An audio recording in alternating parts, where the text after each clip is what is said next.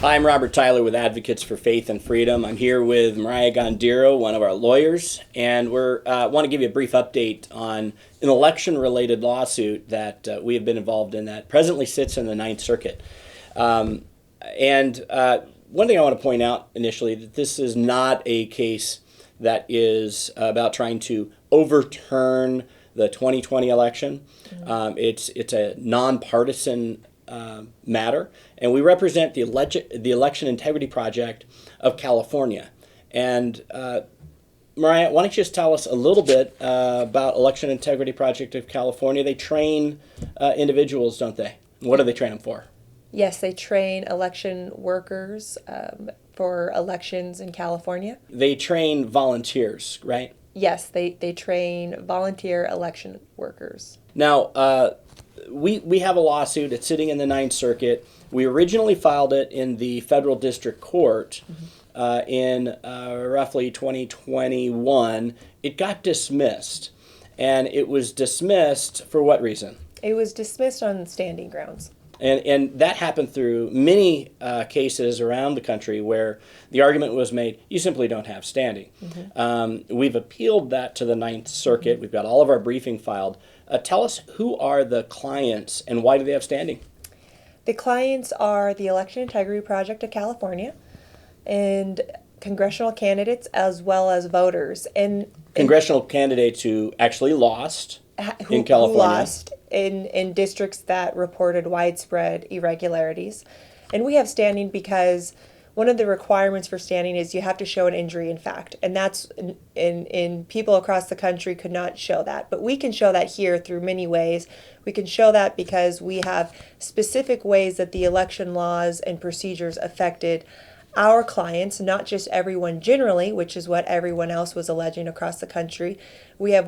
Because we have over 700 affidavits signed under penalty of perjury of people who were in the districts where our candidates and voters were in, and those districts reported widespread irregularities. Can I interject real quickly? That's 700 people, over 700 people. They were trained by the Election Integrity Project to observe and ensure that our elections are done fairly, that the election codes followed, and in fact, these people were able to testify and show that this didn't happen in those particular districts where you see widespread irregularities. You know, I'd like to be able to just blatantly say fraud, but we can't say that necessarily without the clear evidence. But to be able to show where these observers, they were not able to watch how signatures were being verified, whether they were being verified, they weren't able to do observations as they're allowed to do by California election code. So let's jump to there are some other issues with regard to the case. Not only do we have over 700 affidavits or declarations from individuals trained to say that there were problems in many of these particular election districts. Let's talk about state laws that we are also challenging. And during the COVID pandemic, there were a couple executive orders that modified the way we vote in relation to our elections.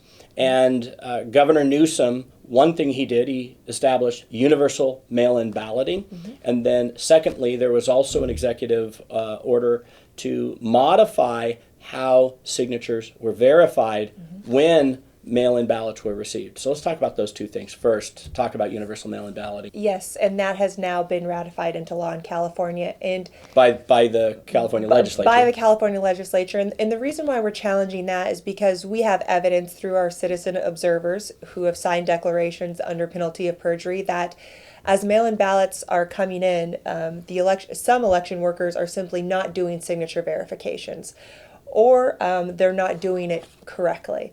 And so that is a problem, and that is a problem that we've seen across the entire country as well.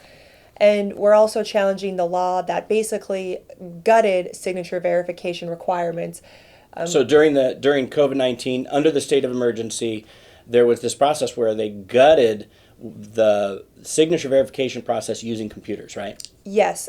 Before, you would have a computer technology verify whether signatures are correct, but now you can have a person basically overturn that rejection based upon their own subjective belief, for instance, that someone's signature style may have changed over time, which is very dangerous. And there's no objective criteria for which the person who's working for the government inside the election office, who is supposed to be doing the signature verification, if a computer spits out a ballot and says this is invalid, that computer is overturned by the subjective decision making of an individual who's working in the government, right? Yes.